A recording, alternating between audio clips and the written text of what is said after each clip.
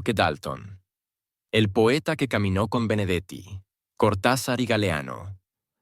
Los que se cagaron en las leyes, los que se cagaron en los héroes, los que se cagaron en todo. Hasta que vinieron a convencernos de que El Salvador, señores, era un lindo país, y sin exagerar, serio país. Son palabras de Roque Dalton escritas hace más de 50 años, pero que aún resuenan con la misma fuerza en nuestro presente. Dalton no fue un escritor cualquiera. Fue poeta, periodista, ensayista, militante, guerrillero y, sobre todo, un hombre que se atrevió a vivir y morir por sus ideas.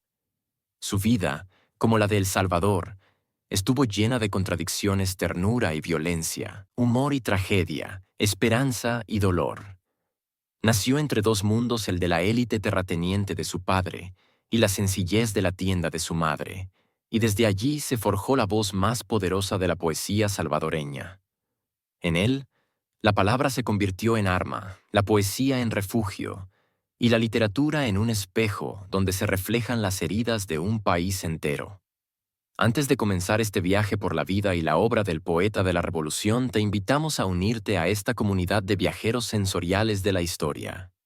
Ayúdanos a crecer, comparte, y si te gusta, deja tu apoyo con un me gusta. Ahora sí, acompañemos juntos este recorrido por la vida, la obra y el sacrificio de Roque Dalton, el poeta que soñó con transformar a El Salvador. Para comprender a Roque Dalton, hay que empezar por su origen. Su padre fue Winald Dalton Jr., nacido en 1894 en Tucson, Arizona, Estados Unidos. Hijo de una familia en ruinas económicas, abandonó su país alrededor de 1916 y viajó a Centroamérica.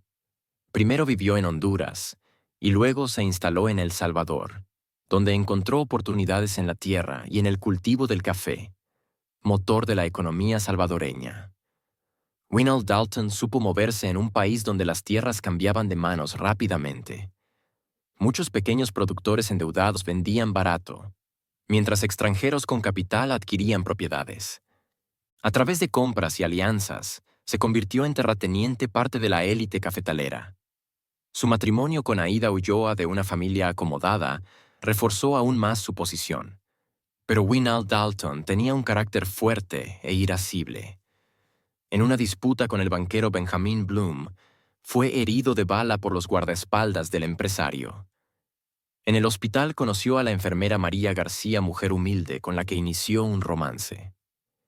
De esa relación nació, el 14 de mayo de 1935. Roque Antonio Dalton García Roque creció en la casa materna de la calle 5 de Noviembre, donde funcionaba la tienda llamada La Royal. No fue reconocido legalmente por su padre hasta los 17 años. Ese origen lo marcó profundamente. Hijo de un terrateniente extranjero y de una madre trabajadora.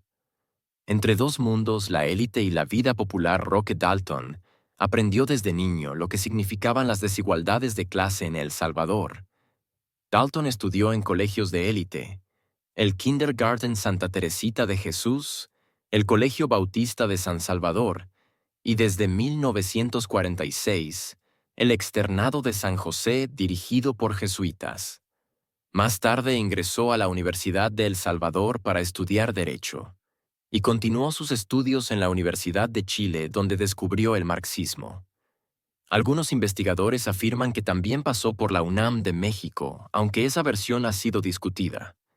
En 1956 fundó, junto al poeta guatemalteco Otto René Castillo, el Círculo Literario Universitario. Ese mismo año se afilió al Partido Comunista de El Salvador, PC. Desde joven unió dos pasiones inseparables, la literatura y la política. La represión lo obligó a exiliarse varias veces. México, finales de los 50. Convivió con intelectuales y exiliados de toda América Latina. Unión de Repúblicas Socialistas Soviéticas, 1957. Conoció a Juan Gelman, Miguel Ángel Asturias y Carlos Fonseca Amador, quien luego fundaría el Frente Sandinista en Nicaragua. Checoslovaquia. Praga. Años 60. Trabajó como traductor y periodista, y escribió parte de los testimonios. 1964. Cuba, años 60 a 70. Su etapa más fecunda. Allí publicó El turno del ofendido. 1962. Miguel Mármol. 1966. Y en 1969 ganó el Premio Casa de las Américas con Taberna, y otros lugares su obra cumbre. En La Habana se vinculó con escritores como Mario Benedetti, Julio Cortázar y Eduardo Galeano, consolidando su figura internacional. Mario Benedetti y Roque Dalton fueron amigos, escritores y figuras importantes de la literatura y el compromiso político latinoamericano.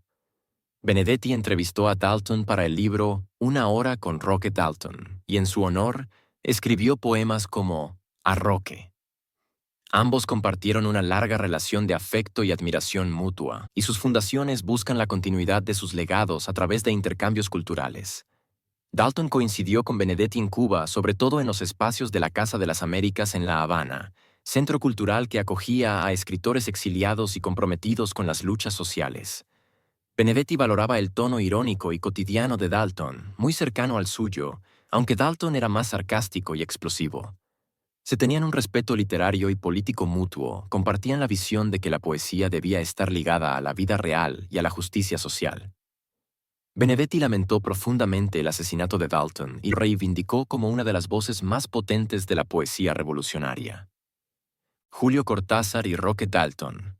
Cortázar y Dalton coincidieron en encuentros literarios en Cuba y Europa. La relación fue más intelectual y de afinidad literaria que de amistad cotidiana. Cortázar admiraba la capacidad de Dalton de unir humor, poesía y política. Ambos compartían el compromiso con los procesos revolucionarios de América Latina, aunque Cortázar lo vivía desde el exilio europeo y Dalton desde la clandestinidad centroamericana. Cortázar escribió sobre la necesidad de no olvidar a Dalton, considerándolo una víctima del sectarismo dentro de la izquierda armada. Eduardo Galeano y Roque Dalton.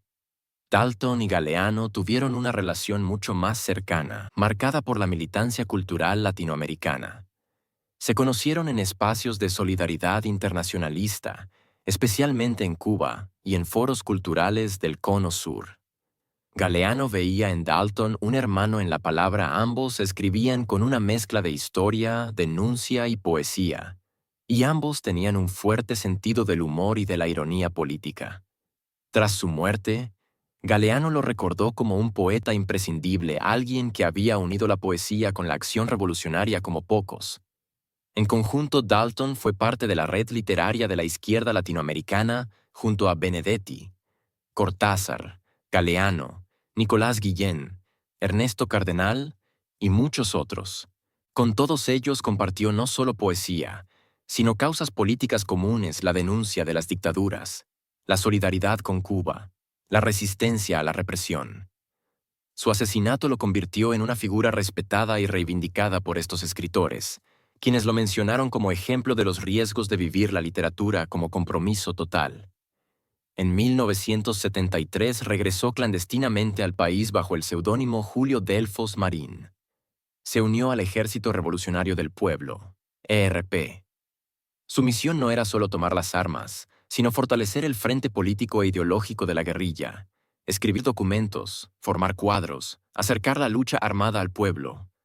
Pero sus ideas chocaron con la dirección militarista del ERP. Dalton defendía que la revolución debía ser también política, cultural y popular, no solo fusiles en la montaña. Esas diferencias lo convirtieron en blanco de sospechas y resentimientos internos. El 10 de mayo de 1975, 2 días antes de cumplir 40 años, Roque Dalton fue asesinado por sus propios compañeros del ERP. Lo acusaron de ser agente de la CIA, una acusación sin pruebas. Los principales responsables señalados fueron Joaquín Villalobos, y más tarde sería parte de la Comandancia General del FMLN, firmando los acuerdos de paz de 1992. Y Jorge Meléndez, Jonás, dirigentes del ERP. Hasta hoy no está claro quién disparó el arma.